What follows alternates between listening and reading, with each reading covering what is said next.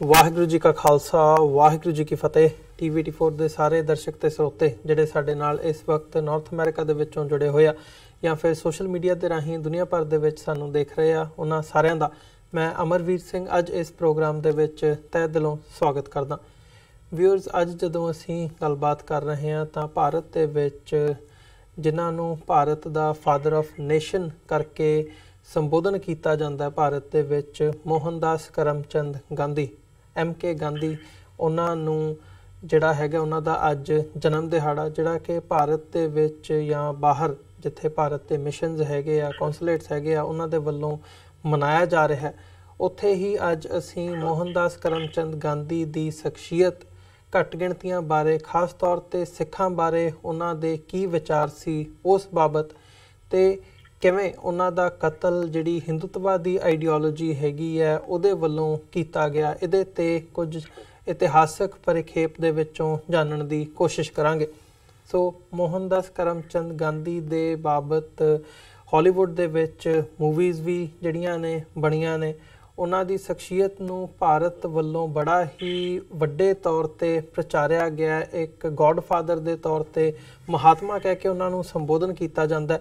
ਸੋ ਇਹਦੇ 'ਤੇ ਉਹਨਾਂ ਦੀ ਜਿਹੜੀ ਸ਼ਖਸੀਅਤ ਸੀ ਉਹ ਕੀ ਸੀ, ਉਹਨਾਂ ਦਾ ਕਿਰਦਾਰ ਕੀ ਸੀ ਗਾਂਧੀ ਦਾ, ਅਤੇ ਇਸ ਬਾਬਤ ਉਹਨਾਂ ਦੇ ਘੱਟ ਗਿਣਤੀਆਂ ਦੇ ਪ੍ਰਤੀ ਉਹਨਾਂ ਦਾ ਵਰਤਾਰਾ ਕੀ ਸੀ, ਇਸ ਬਾਬਤ ਅੱਜ ਅਸੀਂ ਗੱਲਬਾਤ ਕਰਾਂਗੇ। ਇਹ ਸਾਰੀ ਵਿਚਾਰ ਚਰਚਾ ਦੇ ਲਈ ਅੱਜ ਸਾਡੇ ਨਾਲ ਚੰਡੀਗੜ੍ਹ ਤੋਂ ਸਿੱਖ ਇਤਿਹਾਸਕਾਰ ਡਾਕਟਰ ਗੁਰਦਰਸ਼ਨ ਸਿੰਘ ਢਿੱਲੋਂ ਸਾਡੇ ਨਾਲ ਫੋਨ ਲਾਈਨ 'ਤੇ ਬਣੇ ਨੇ। ਆਓ ਉਹਨਾਂ ਨਾਲ ਮਿਲ ਕੇ ਅੱਜ ਦੀ ਵਿਚਾਰ ਚਰਚਾ ਦੀ ਸ਼ੁਰੂਆਤ ਕਰਦੇ ਹਾਂ। ਜੀ ਡਾਕਟਰ ਢਿੱਲੋਂ, ਤੁਹਾਡਾ ਸਵਾਗਤ ਹੈ ਜੀ। ਵਾਹਿਗੁਰੂ ਜੀ ਕਾ ਖਾਲਸਾ ਵਾਹਿਗੁਰੂ ਜੀ ਕੀ ਫਤਿਹ। ਹਾਂਜੀ, ਧੰਨਵਾਦ ਜੀ।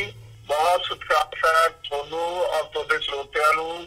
ਵਾਹਿਗੁਰੂ ਜੀ ਕਾ ਖਾਲਸਾ ਵਾਹਿਗੁਰੂ ਜੀ ਕੀ ਫਤਿਹ ਜੀ।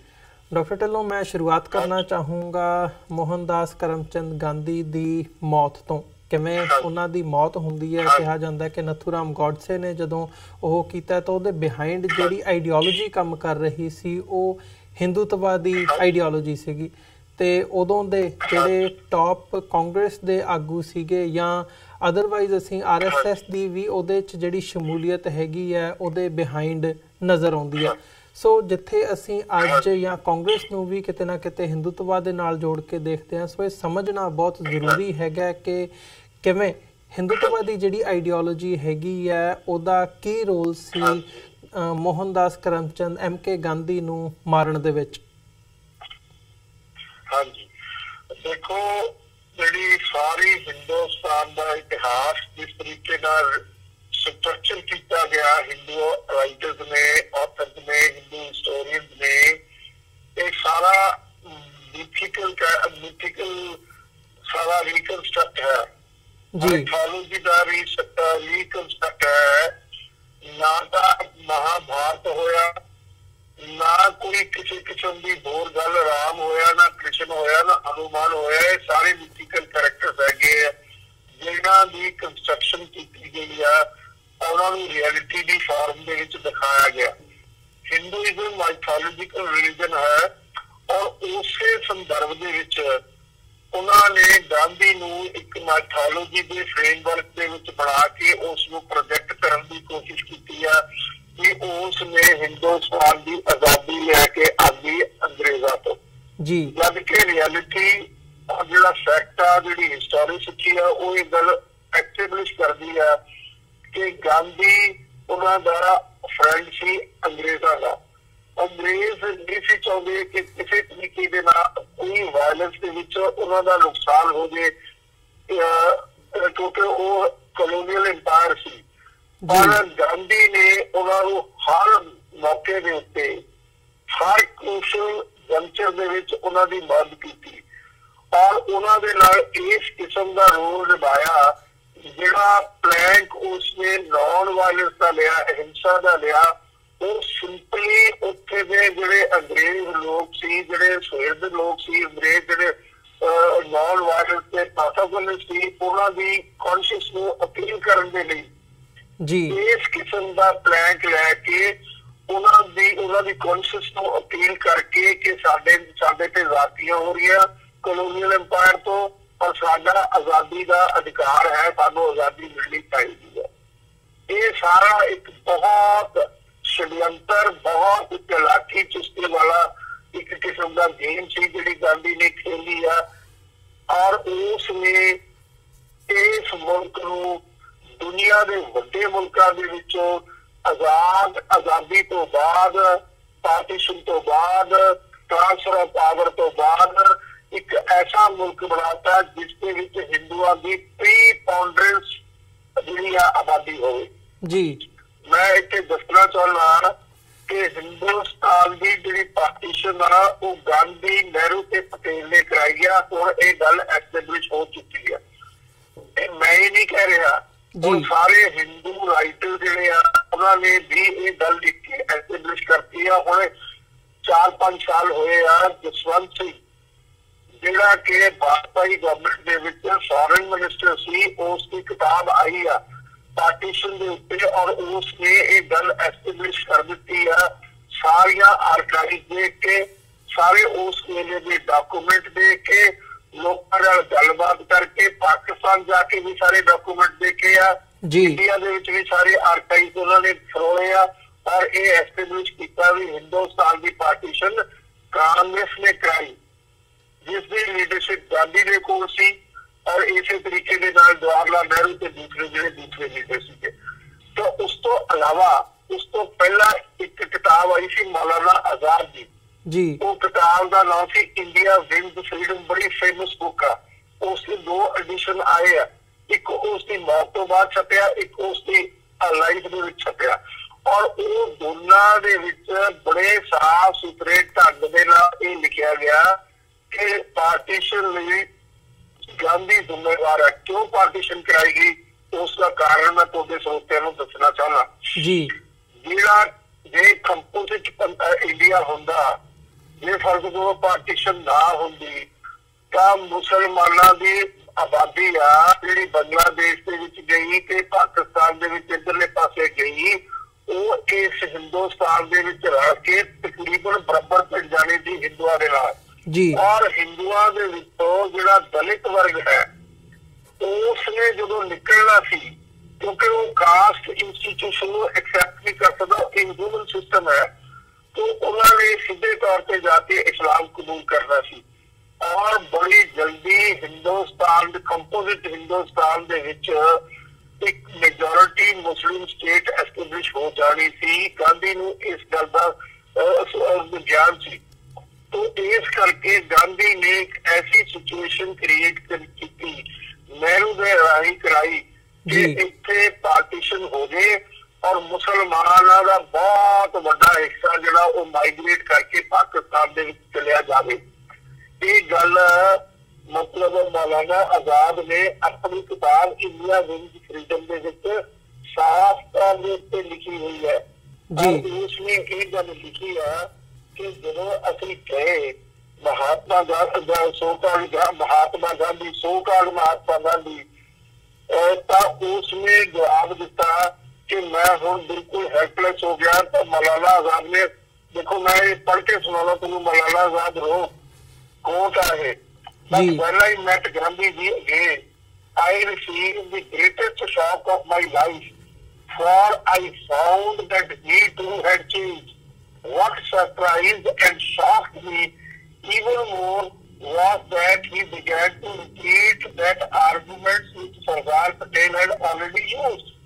For over 2 hours, I pleaded with him, but could make no impression on him. In despondency, I said at last, if even you have now adopted these views, I see no hope of saving India from catastrophe. एक quotation हैगी आ जिहड़ी मैं तुहानू पढ़ के सुनाई आ, India wins freedom जिहड़ी मौलाना आजाद दी किताब आ, उस ते सीधे तौर दे उत्ते तो ब्लेम कर रहा और गांधी नूं ये कह रहा कि गांधी हिंदुस्तान की पार्टीशन लई जिम्मेवार है। वो इस करके बहुत क्लेवर मूव सी उसकी, बहुत शातिर बानिया सी वो। और उसने जिहड़ी हिंदुस्तान की पार्टीशन इस वजह करके कराई कि एक ऐसा मुल्क बन गए जिन्हां हिंदुओं की प्रीपोंडरेंस आबादी होवे, बहुत मेजोरिटी दे विच होण हिंदू, ताकि जिहड़ियां घट गिनतियां ਉਹਨਾਂ ਨਾਲ ਖਿਲਵਾੜ ਕੀਤਾ ਜਾ ਸਕੇ, ਉਹਨਾਂ ਦੀ ਜਿਹੜੀ ਕਿਸਮਤ ਆ ਉਹ ਹਿੰਦੂਆਂ ਦੇ ਹੱਥ ਵਿੱਚ ਹੀ ਰਹਿ ਜਾਵੇ। ਇਹ ਚੀਜ਼ ਗਾਂਧੀ ਨੇ ਕ੍ਰੀਏਟ ਕਰਤੀ। ਜੇ ਰਾਮ ਤੇ ਕ੍ਰਿਸ਼ਨ ਰੀਅਲ ਕੈਰੈਕਟਰ ਹੁੰਦੇ ਉਹ ਇਸ ਕਿਸਮ ਦੀ ਛਾਤਰ ਦਿਮਾਗੀ ਨਹੀਂ ਸੀ ਕਰ ਸਕਦੇ ਜਿਸ ਕਿਸਮ ਦੀ ਗਾਂਧੀ ਨੇ ਹਿੰਦੂਆਂ ਦੇ ਲਈ ਕਰਕੇ ਦਿੱਤੀ, ਔਰ ਇੱਕ ਬਹੁਤ ਤਾਕਤਵਰ ਸਟੇਜ ਇੰਡੀਆ ਨੂੰ ਦਿੱਤੀ। ਔਰ ਦੇਖੋ ਉਸ ਪਾਰਟੀਸ਼ਨ ਦੇ ਵਿੱਚ 10 ਲੱਖ ਬੇਗੁਨਾਹ ਸਿੱਖ, ਹਿੰਦੂ ਤੇ ਮੁਸਲਮਾਨ ਮਾਰੇ ਗਏ। ਇੱਧਰਲੇ ਪਾਸੇ ਬੇਗੁਨਾਹ ਮੁਸਲਿਮ ਮਾਰੇ ਗਏ, ਜਿਹੜਾ ਇੱਧਰਲਾ ਪਾਰਟ ਸੀਗਾ ਇੰਡੀਆ ਵਾਲਾ। ਪਾਕਿਸਤਾਨ ਵਾਲੇ ਪਾਸੇ ਸਿੱਖ ਤੇ ਹਿੰਦੂ ਮਾਰੇ ਗਏ। ਔਰ ਸਭ ਤੋਂ ਵੱਧ ਜੇ ਕਿਸੇ ਕੌਮ ਦਾ ਨੁਕਸਾਨ ਹੋਇਆ ਉਹ ਸਿੱਖਾਂ ਦਾ ਹੋਇਆ। ਸਿੱਖਾਂ ਦੀ ਟੋਟਲ ਆਬਾਦੀ ਵਿੱਚੋਂ 2.5% ਜਿਹੜਾ ਬੰਦਾ ਸੀ ਉਹ ਮਾਰਿਆ ਗਿਆ ਪਰਿਵਾਰ ਉਹਨਾਂ ਦੀ, ਜਿਹਦੇ ਵਿੱਚ ਬੱਚੇ, ਬੁੱਢੇ, ਔਰਤਾਂ, ਜਵਾਨ, ਔਰ ਸਾਡੀ ਬਹੁਤ ਵਡਮੁੱਲੀ ਪ੍ਰਾਪਰਟੀ ਉੱਧਰ ਰਹਿ ਗਈ। ਸਾਡੇ ਬਹੁਤ ਹੀ ਪਿਆਰੇ ਧਾਰਮਿਕ ਸਥਾਨ ਉੱਥੇ ਰਹਿ ਗਏ। ਔਰ ਬਹੁਤ ਮੈਸਿਵ ਸਕੇਲ ਦੇ ਉੱਤੇ ਗੈਂਗ ਰੇਪ ਹੋਇਆ ਦੋਨੇ ਪਾਸੇ। ਇੱਧਰ ਮੁਸਲਮਾਨ ਬੀਬੀਆਂ ਦਾ ਹੋਇਆ, ਉਧਰਲੇ ਪਾਸੇ ਸਿੱਖ ਤੇ ਹਿੰਦੂ ਬੀਬੀਆਂ ਦਾ ਹੋਇਆ। ਤੋ ਉਸ ਵੇਲੇ ਦੇ ਜਿਹੜੇ ਘਾव ਆ, ਜਿਹੜੇ ਜ਼ਖਮ ਆ, ਉਹ ਹਲੇ ਤੱਕ ਜ਼ਿੰਦਾ ਲੋਕਾਂ ਚ ਤਬਾਹ ਹੋਏ ਪਹਿਲੀਆਂ ਸੀ। ਔਰ ਮੈਂ ਤੁਹਾਨੂੰ ਇੱਕ ਗੱਲ ਕਹਿਣੀ ਚਾਹੁੰਦਾ ਕਿ ਇੱਧਰ ਜਿਹੜੇ ਜਦੋਂ ਮਾਈਗ੍ਰੇਟ ਕਰਕੇ ਆਏ ਜਿਹੜੇ ਸਿੱਖ ਵਿਚਾਰੇ ਸੀ, ਰੋਂਦੇ ਸੀ ਸੜਕਾਂ ਦੇ ਉੱਤੇ ਧੁੱਪ ਮੀਂਹ ਦੇ ਵਿੱਚ। ਉਹਨਾਂ ਦੇ ਕੋਲ ਕੋਈ ਸ਼ੈਲਟਰ ਨਹੀਂ ਸੀ, ਖਾਣ ਨੂੰ ਕੋਈ ਰੋਟੀ ਨਹੀਂ ਸੀ, ਕੱਪੜਾ ਨਹੀਂ ਸੀ, ਪਹਿਲਾਂ ਨੂੰ ਮਕਾਨ ਨਹੀਂ ਸੀ ਰਹਿਣ ਨੂੰ। ਔਰ ਉੱਥੇ ਹਿੰਦੂ ਜਹਰੀਅਤ ਉਸ ਵੇਲੇ ਦੀ ਇੰਡੀਅਨ ਜਿਹੜੀ ਸਟੇਟ ਸੀ ਹਿੰਦੂ ਸਟੇਟ ਬਣ ਚੁੱਕੀ ਸੀ। ਔਰ ਹਿੰਦੂ ਸਟੇਟ ਨੇ ਸਿੱਖਾਂ ਦੇ ਨਾਲ ਜਿਹੜੇ ਸਿੱਖਾਂ ਦੇ ਖਿਲਾਫ ਉਹਨਾਂ ਦੇ ਪ੍ਰਤੀਨਿਧੀ ਸੀ ਉਹ ਦੇ ਵਿੱਚ ਆ ਕੇ ਕੋਈ ਕਿਸੇ ਕਿਸਮ ਦੀ ਸਹਾਇਤਾ ਸਿੱਖਾਂ ਨੂੰ ਨਹੀਂ ਦਿੱਤੀ ਗਈ ਜਿਹੜੀ ਉਹਨਾਂ ਦੀ ਬਣਦੀ ਸੀ। ਸੋ ਮਚ ਸੋ ਜਿਹੜੇ ਵੱਡੇ ਜ਼ਿਮੀਂਦਾਰ ਛੱਡ ਕੇ ਆਏ ਸੀ ਉਹਨਾਂ ਤੇ 99% ਕੱਟ ਲੱਗੇ ਜ਼ਮੀਨਾਂ ਦੇ ਉੱਤੇ, ਜਦ ਕਿ ਉਹਨਾਂ ਨੂੰ ਕੋਈ ਕੰਪਨਸੇਟ ਕਰਨਾ ਚਾਹੀਦਾ ਸੀ for their losses over there ਜੀ। ਬਦਕਿਸਮਤੀ ਦੇ ਨਾਲ ਫਿਰ ਜਿਹੜੇ ਵਿਚਾਰੇ ਬਿਜ਼ਨਸਮੈਨ ਸੀ, ਦੁਕਾਨਦਾਰ ਸੀ, ਉਹਨਾਂ ਨੂੰ ਤਾਂ ਬਿਲਕੁਲ ਹੀ ਅਪਡੇਟ ਕਰ ਦਿੱਤਾ। ਉਹਨਾਂ ਨੂੰ ਕੋਈ ਜਗ੍ਹਾ ਹੀ ਨਹੀਂ, ਕੋਈ ਕੰਪਨਸੇਸ਼ਨ ਹੀ ਨਹੀਂ ਮਿਲਿਆ। ਤੇ ਇਹ ਇੱਕ ਬਹੁਤ ਵੱਡੀ ਦੁਖਾਂਤ ਆ ਸਿੱਖਾਂ ਦਾ, ਇੱਕ ਬਹੁਤ ਵੱਡੀ ਟ੍ਰੈਜਡੀ ਹੈ ਸਿੱਖ ਕੌਮ ਦੀ, ਜਿਹੜੀ ਕਿ ਉਸ ਲਈ ਸਿੱਖ ਲੀਡਰਸ਼ਿਪ ਵੀ ਜ਼ਿੰਮੇਵਾਰ ਆ ਕਿਉਂਕਿ ਉਹਨਾਂ ਨੇ ਇਕਰਾਰ ਕੀਤਾ ਗਾਂਧੀ ਦੇ ਉੱਤੇ, ਨਹਿਰੂ ਦੇ ਉੱਤੇ ਤੇ ਪਟੇਲ ਦੇ ਉੱਤੇ, ਜਦਕਿ ਉਹਨਾਂ ਨੇ ਸਮਝੇ ਨਹੀਂ ਕਿ ਗਾਂਧੀ ਜਿਹੜਾ ਹੈ ਉਹ ਇੱਕ ਹਿੰਦੂ ਲੀਡਰ ਹੈ ਔਰ ਹਿੰਦੂ ਲੀਡਰ ਦੇ ਵਿੱਚ ਦਿਮਾਗ ਵਿੱਚ ਸਿੱਖਾਂ ਦੇ ਖਿਲਾਫ ਬਹੁਤ ਡੀਪ ਰੂਟਡ ਪ੍ਰੈਜੁਡਿਸ ਹੈਗਾ। ਇਸੇ ਤਰੀਕੇ ਨਾਲ ਨਹਿਰੂ ਨੂੰ ਨਹੀਂ ਸਮਝਿਆ। ਨਹਿਰੂ ਦੀ ਕਿਤਾਬ ਵੀ ਸਿੱਖਾਂ ਨੇ ਚੰਗੀ ਤਰ੍ਹਾਂ ਪੜ੍ਹੀ। ਉਸ ਕਿਤਾਬ ਦੇ ਵਿੱਚੋਂ ਸਾਫ਼ ਸੁਥਰੀ ਗੱਲ ਨਿਕਲਦੀ ਹੈ ਕਿ ਨਹਿਰੂ ਸਿੱਖਾਂ ਦੇ ਖਿਲਾਫ ਸੀ ਔਰ ਉਹਦਾ ਪ੍ਰੈਜੁਡਿਸ ਸੀ, ਬਾਇਸ ਸੀ ਅਗੇਂਸਟ। ਔਰ ਇੰਦਰਾ ਗਾਂਧੀ ਦੀ ਕਿਤਾਬ ਆ ਮਾਈ ਟਰੂਥ, ਜਿਸ ਦੇ ਵਿੱਚ ਉਸਨੇ ਸਾਫ਼ ਤੌਰ ਤੇ ਲਿਖਿਆ ਕਿ ਮੇਰਾ father will all the might at his oppose the creation of Punjabi speaking state because it would give majority to the Sikhs and the Hindus will become a minority in the Punjabi speaking state। तो ये सारियां चीज़ां ਜਿਹੜੀਆਂ ਇਹਨਾਂ ਦੀ ਮਾਨਸਿਕਤਾ ਦੇ ਵਿੱਚ ਸੀ, ਨਹਿਰੂ ਦੇ, ਗਾਂਧੀ ਦੇ, ਪਟੇਲ ਦੇ, ਉਹ ਸਾਰੀਆਂ ਚੀਜ਼ਾਂ ਉੱਪਰ ਚ ਆ ਗਈਆਂ ਜੀ। ਡਾਕਟਰ ਸਾਹਿਬ ਇੱਕ ਗੱਲ ਗਾਂਧੀ ਬਾਰੇ ਇਹ ਵੀ ਕਹੀ ਜਾਂਦੀ ਹੈ ਕਿ ਸਿੱਖ ਧਰਮ ਬਾਰੇ, ਸਿੱਖ ਗੁਰੂਆਂ ਬਾਰੇ, ਸਿੱਖ ਇਤਿਹਾਸ ਬਾਰੇ MK ਗਾਂਧੀ ਦੇ ਚੰਗੇ ਵਿਚਾਰ ਨਹੀਂ ਸਨ। ਸੋ ਐਗਜ਼ੈਕਟਲੀ ਜਦੋਂ ਤੁਸੀਂ ਇਤਿਹਾਸਕ ਪੱਖ ਦੇਖ ਰਹੇ ਹੋ, ਬਿਆਨ ਕਰਦੇ ਹੋ, ਤੇ ਉਹਨਾਂ ਦੀ ਜਿਹੜੀ ਵਿਚਾਰਧਾਰਾ ਸੀਗੀ ਉਹਦੇ ਵਿੱਚ ਜਦੋਂ ਸਿੱਖੀਜ਼ਮ ਦੀ ਗੱਲ ਆਉਂਦੀ ਸੀ, ਸਿੱਖਾਂ ਨੂੰ ਉਹ ਕਿਸ ਹਿਸਾਬ ਨਾਲ, ਕਿਸ ਨਜ਼ਰੀਏ ਤੋਂ ਦੇਖਦੇ ਸੀ? ਦੇਖੋ, ਉਹ ਗੁਰੂ ਗੋਬਿੰਦ ਸਿੰਘ ਮਹਾਰਾਜ ਦੇ ਬਹੁਤ ਖਿਲਾਫ ਸੀ, ਓਪਨਲੀ ਉਹਨਾਂ ਨੇ ਲਿਖਿਆ। ਔਰ ਉਸਨੇ ਹੀ ਨਹੀਂ ਲਿਖਿਆ, ਰਵਿੰਦਰਨਾਥ ਟੈਗੋਰ ਨੇ ਵੀ ਲਿਖਿਆ। तो ये सारिया चीजा जड़िया बहुत साक्षात चीजा दिख रही है, साफ सुथरिया सी, पर साडी लीडरशिप जिहड़ी सी अन्नी बोली सी बदकिस्मती दे नाल।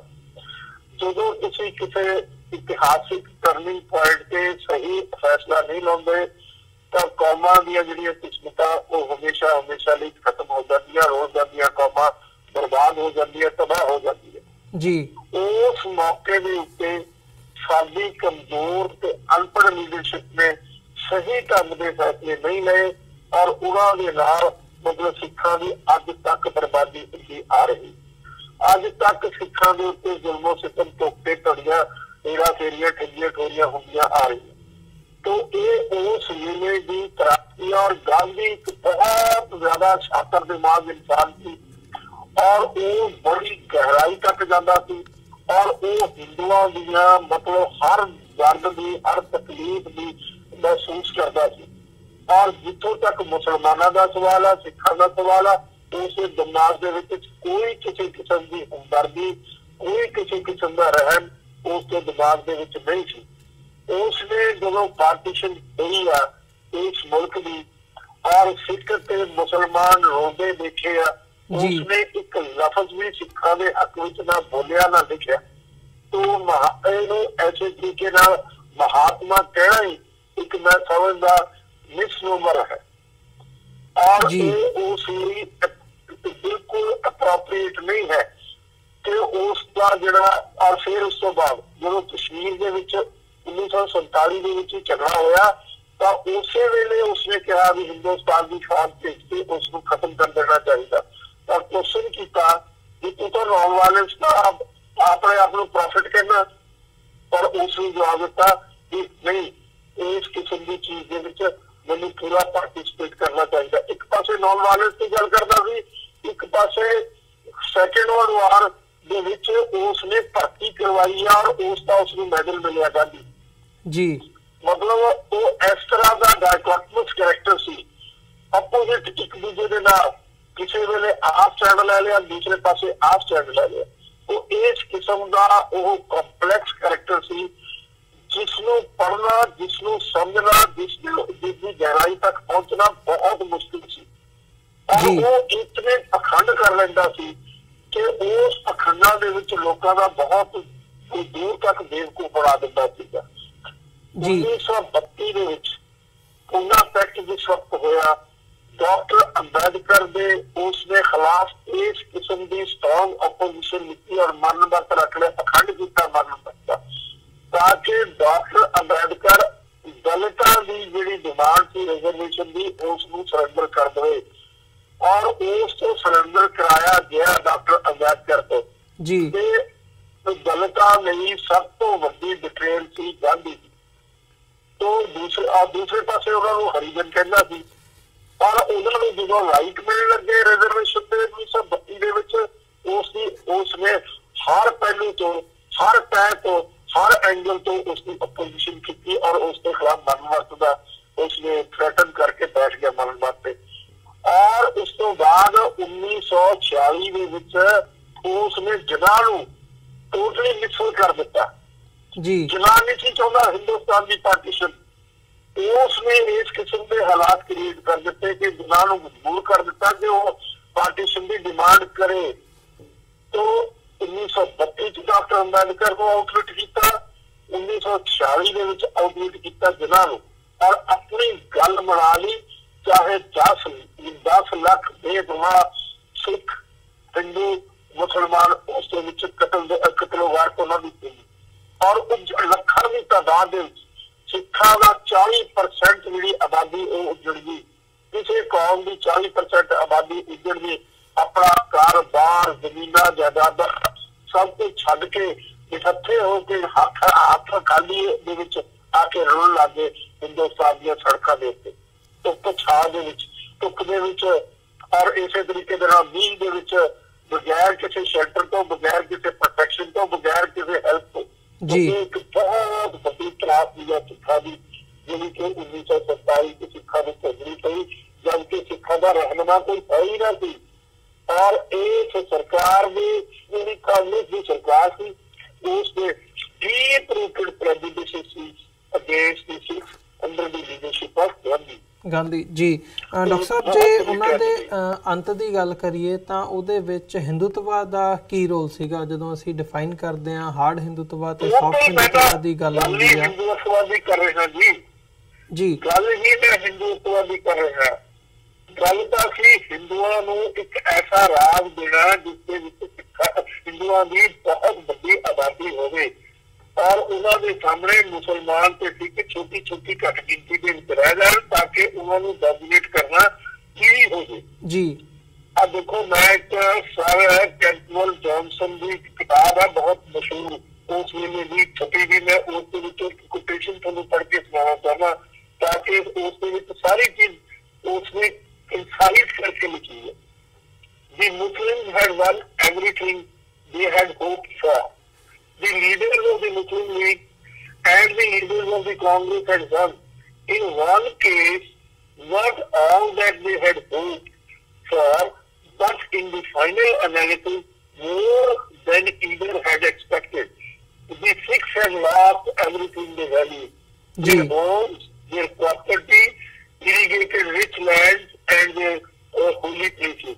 The Sikhs realized that no one seemed to care very much as to what happened to minorities so long as the Congress and Muslim League were satisfied.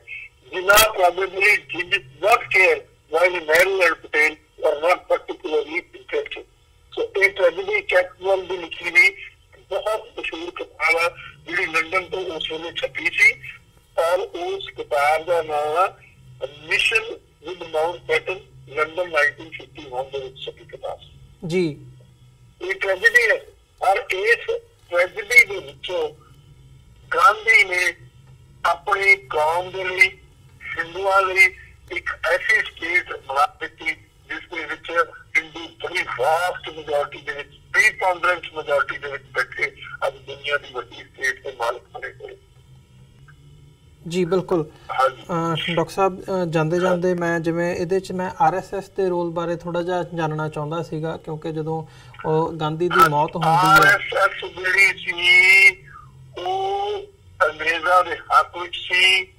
ਉਹਨਾਂ ਨੇ ਕੋਈ ਐਸੀ ਗੱਲ ਨਹੀਂ ਕੀਤੀ ਜਿਸ ਦੇ ਨਾਲ ਅੰਗਰੇਜ਼ ਕਿਸੇ ਵੀ ਤਰੀਕੇ ਦੇ ਨਾਲ ਅੰਗਰੇਜ਼ਾਂ ਨੂੰ ਉਹ ਕਹਿ ਸਕ ਉਹਨਾਂ ਨੇ ਕਦੇ ਨਹੀਂ ਕਿਹਾ ਵੀ ਉਹ ਹਿੰਦੁਸਤਾਨ ਚੋਂ ਨਿਕਲ ਜਾ जी। और कोई हिंदुस्तान की आजादी की लड़ाई नहीं हुई। कलोनियल अंपायर का विड्रॉल आ 40 मुल्क होर भी छड़ के गए अंग्रेज। हिंदुस्तान एक उन्होंने एक है 40 देशों के जी। तो जी RSS थी वो तो बहुत ज्यादा एक्सट्रीम थी, हार्ड हिंदुइज्म थी। ਇਹਦਾ सॉफ्ट क्लेवर हिंदुइज्म थी गांधी का, गांधी के कांग्रेस का। और उस ट्रिक ਦੇ ਵਿੱਚ ਉਹ ਜ਼ਿਆਦਾ ਸਕਸੈਸਫੁਲ ਸੀ ਗਾਂਧੀ ਵਾਲਾ ਜਿਹੜਾ ਹਿੰਦੂਇਜ਼ਮ ਸੀ ਉਸ ਟ੍ਰਿਕ ਦੇ ਵਿੱਚ ਜਿਹੜੇ ਸਿੱਖ ਸੀ ਔਰ ਜਿਹੜੇ ਹਿੰਦੁਸਤਾਨ ਦੇ ਵਿੱਚ ਮੁਸਲਮਾਨ ਰਹਿ ਗਏ ਨੈਸ਼ਨਲਿਸਟ ਜਿਹਨੂੰ ਮੁਸਲਿਮ ਕਹਿੰਦੇ ਆ ਉਹ ਦੋਨੇ ਫਸ ਗਏ ਸੀ। ਔਰ ਐਸੀ ਖੜਕੀ ਚ ਵਾਕਿਆ ਜਿੱਥੋਂ ਨਿਕਲੂ ਕੋਈ ਰਸਤਾ ਜੀ। ਡਾਕਟਰ ਸਾਹਿਬ ਤੁਹਾਡਾ ਬਹੁਤ ਬਹੁਤ ਧੰਨਵਾਦ, ਤੁਸੀਂ ਆਪਣਾ ਸਮਾਂ ਦੇ ਕੇ ਸਾਡੇ ਨਾਲ ਵਿਚਾਰਾਂ ਦੀ ਸਾਂਝ ਪਾਈ ਹੈ ਇਹ ਸਾਰੇ ਇਸ਼ੂ ਬਾਰੇ ਤੇ ਵਿਸਥਾਰ ਦੇ ਨਾਲ। ਅੱਜ ਦੇ ਸ਼ੋਅ ਦੇ ਵਿੱਚ ਇੱਥੇ ਹੀ ਇਜਾਜ਼ਤ ਚਾਹਾਂਗੇ ਜੀ ਤੁਹਾਡੇ ਕੋਲੋਂ। ਬਹੁਤ ਬਹੁਤ ਧੰਨਵਾਦ, ਫਤਿਹ ਦੀ ਸਾਂਝ ਪਾਈਏ। ਵਾਹਿਗੁਰੂ ਜੀ ਕਾ ਖਾਲਸਾ, ਵਾਹਿਗੁਰੂ ਜੀ ਕੀ ਫਤਿਹ।